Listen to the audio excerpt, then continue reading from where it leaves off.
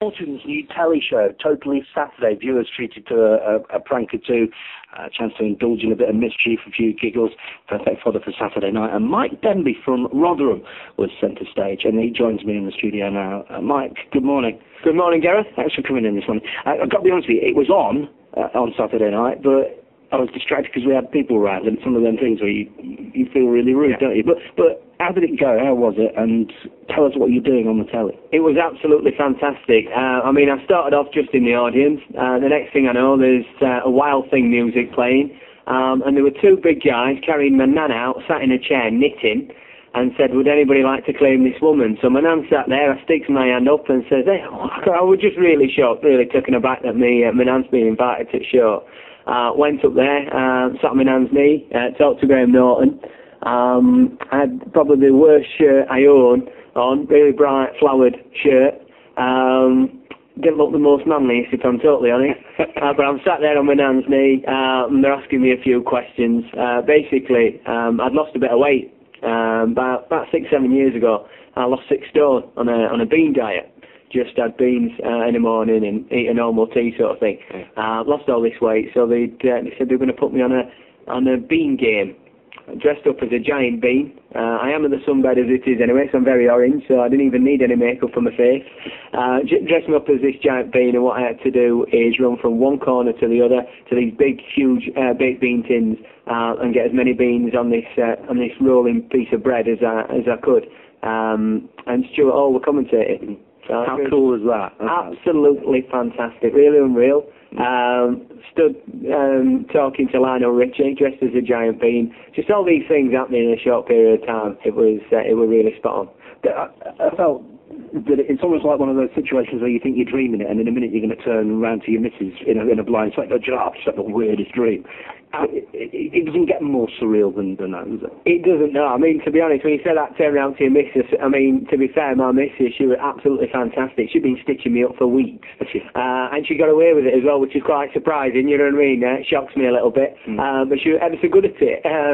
What she'd done is certain elements of the show have been pre-recorded. So 2 weeks ago, I'd been stitched up by my girlfriend and one of my mates, Mike Bowler, if you're listening, cheers, buddy.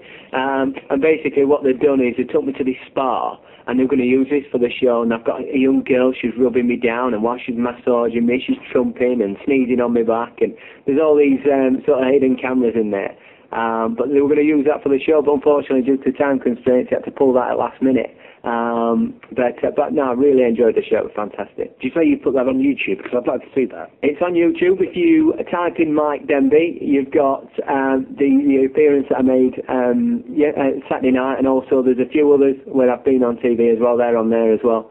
Yeah, this is becoming a bit of a serial thing for you, isn't it? Absolutely. I love it. To be honest, I said I retired 18 months ago because I won a good pot of money on In It to Win It, and I decided to call it a day after that. But to be fair, I just enjoy it that much. I've never done it for the money, but fortunately I've been on 6 shows and I've won 5 out of the 6, so that's pretty good. Why do you do it? It's not for the money, it's not for the winning. Why do you do it? It's just bringing myself out of the comfort zone a little bit, to be honest. It's like doing this today. It's just something different, something to tell grandkids. You get loads of pictures, obviously a DVD at the end of it sort of thing, and it's just really good. To be fair, I'd recommend it to anybody. It's really easy to do. Just go on a website, BBC website, type in Be On A Show, you apply. I've got an audition for Deal or No Deal on the 1st of July. Yeah, absolutely. And it's just good fun. As long as you've got, you can talk to people and just be up for a crack, go up for a really good laugh.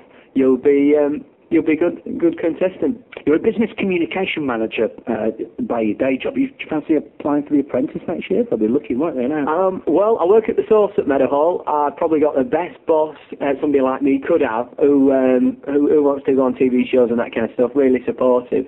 It's something that I would be interested in going on. I was considering applying for it last year.